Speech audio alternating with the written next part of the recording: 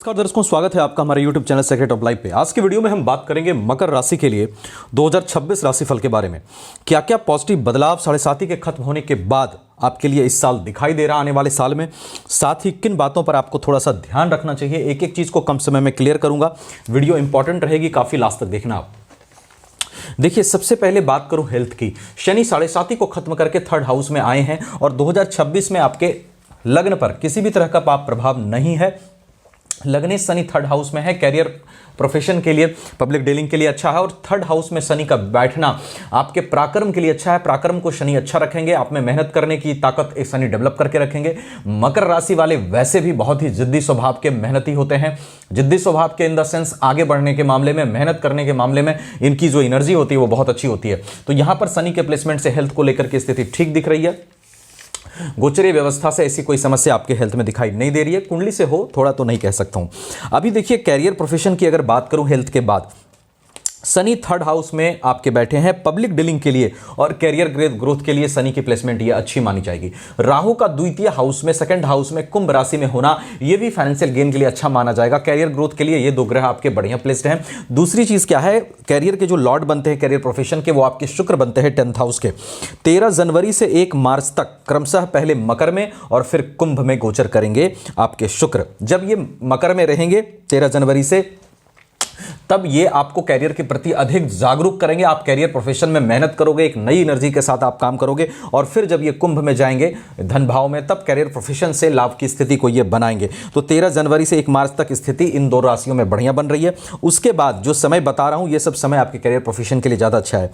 26 मार्च से 13 मई जब आपके शुक्र पहले मेष में और फिर वृष राशि में आएंगे। देखिए, मेष में आएंगे, अपने ही घर को देखेंगे, तब इनका जो ग्रोथ है, कैरियर ग्रोथ में ये अच्छे रिजल्ट्स आपको करते हुए दिखाई देंगे। अपने घर को फोकस करके कैरियर में आ रहे अवरोधों को ये दूर करेंगे। साथ में नए जॉब की संभावनाएं भी बनेंगी, अच्छे प्रमोशंस की संभावनाएं भी बनेगी और कुछ नए काम स्टार्ट भी आप कर सकते हैं जब यहां आएंगे। फिर जब ये वृष में रहेंगे 26 मार्च से 13 मई क्रमशः या मेष ये वृष में रहेंगे, तो उस दरमियान जब ये वृष में आएंगे, आपके ज्ञान से, अपने एजुकेशन से कैरियर प्रोफेशन को ग्रो करने का ये टाइम होगा। कैरियर प्रोफेशन के लिए ये समय आपके लिए अच्छा है। तो ये समय, उसके बाद फिर बात करूं तो अगस्त और सितंबर का महीना, जिसमें क्रमशः ये 9th हाउस में शुक्र रहेंगे, फिर तुला राशि में रहेंगे। ये महीना भी 2 महीना आपके लिए जो है वो कैरियर प्रोफेशन के ग्रोथ के लिए बहुत अच्छा है, क्योंकि केंद्र का लॉर्ड होकर के त्रिकोण में जाएंगे। नीच के होंगे लेकिन फिर भी प्लेसमेंट के आधार पर इनका रिजल्ट अच्छा है। और फिर जब यहाँ अपने घर में आएंगे तो इस घर को रोशनी प्रदान करेंगे, कहीं ना कहीं इस घर को ऊपर करेंगे, इसका जो है पावर बढ़ाएंगे वीनस। तो वहां पर भी कैरियर प्रोफेशनल ग्रोथ के लिए वो समय आपके लिए अच्छा है। तो आपका अगस्त और सितंबर भी कैरियर ग्रोथ के लिए अच्छा रहेगा। ये महीने जो मैंने बताया, इसमें शुक्र की पोजीशन ज़्यादा अच्छी है। बाकी महीनों में भी आपके लिए ग्रोथ आ सकता है, लेकिन इन महीनों में ग्रोथ आने के चांसेस आपके लिए ज़्यादा रहेंगे। उसके बाद देखिए, बात करूं लव लाइफ, एजुकेशन और संतान की। पुनः यहाँ पे प्रोफेशन लॉर्ड भी शुक्र ही बनते हैं और लव हाउस, एजुकेशन हाउस और आपके जाकर के संतान भाव के लॉर्ड भी यहाँ पर शुक्र ही बनते हैं। तो निश्चित रूप से जो टाइम हमने आपको बताया, 13 जनवरी से 1 मार्च का समय जब ये मकर और कुंभ में रहेंगे, फिर 26 मार्च से 13 मई का समय जब ये मेष और वृष में रहेंगे, और फिर अगस्त और सितंबर का महीना जब ये यहाँ और यहाँ होंगे। इन सब जगहों पे जब वीनस की प्लेसमेंट होगी तो आपके लिए फिर लव लाइफ, एजुकेशन और संतान भाव में चीज़ें बेहतर उस महीने में दिखाई दे रही है। संतान से बेहतर तालमेल, एजुकेशन की स्थिति बेहतर और साथ साथ नॉलेज का आप सही इस्तेमाल उस दरमियान करते हुए दिखाई दे रहे हैं। ये सब चीज़ें आपके लिए हैं। उसके बाद देखिए, बात करूँ भाग्य की, भाग्य बुध की। स्टार्टिंग में, साल के स्टार्टिंग में 17 जनवरी से 3 फेब तक मकर में यहाँ मार्गी रहेंगे। भाग्य का त्रिकोण का लॉर्ड होकर के केंद्र त्रिकोण में यहाँ पे जाना, ये बहुत अच्छी स्थिति आपके लिए रहेगी।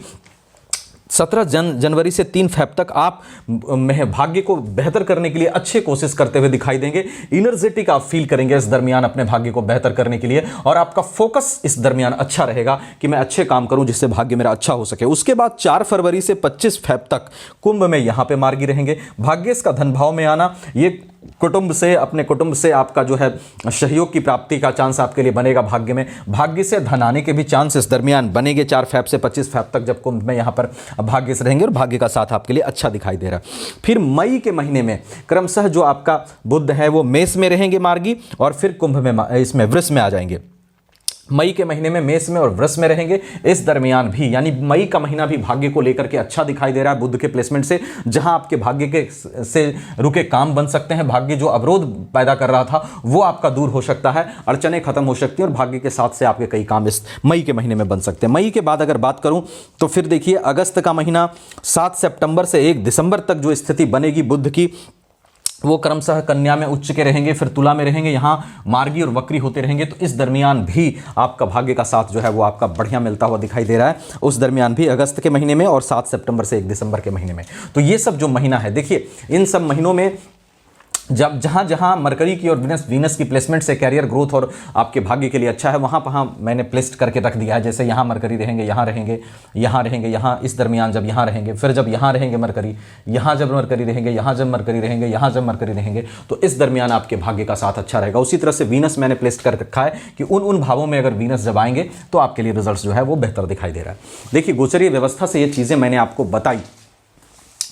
रेस्ट देखिए आपके कुंडली में सभी ग्रहों की प्लेसमेंट कैसी है। अगर आप मकर राशि के हैं तो निश्चित रूप से एक ऐसे व्यक्ति हैं जो काफ़ी हाईली एम्बिशियस होता है, हर चीज़ बड़े रूप में ये अपने जीवन में पाना चाहता है, इसका ख्वाब बड़ा होता है और उसके अकॉर्डिंग ये मेहनत भी करना जानता है, ये इसमें लगन भी होती है इस राशि में, और चीज़ों को सेक्रेटली करने में थोड़ा सा बिलीव करता है, थोड़ा रहस्यमयी भी होता है, अपने अंदर चीज़ों को समेट कर रखता है। ये चीज़ें भी मकर राशि में होती हैं और हर चीज़ अपने जीवन में बड़ा चाहता है, मोबाइल से लेके गाड़ी से लेके हर चीज़ अपने जीवन में ये बड़ा चाहता है। निश्चित रूप से शनि ने 7.5 में बहुत सारे प्रॉब्लम्स देकर के आपको जिंदगी के गूढ़ रहस्यों से अवगत कराया है, फैमिली मेंबर्स में कौन अपने पराये हैं सब दिखाया है। अब आपके लिए टाइम है कि आप उन सब एक्सपीरियंसेस को इस्तेमाल करके 7.5 के बाद जो ये साल आ रहा है इसमें अपने जीवन को बेहतर कर सकें।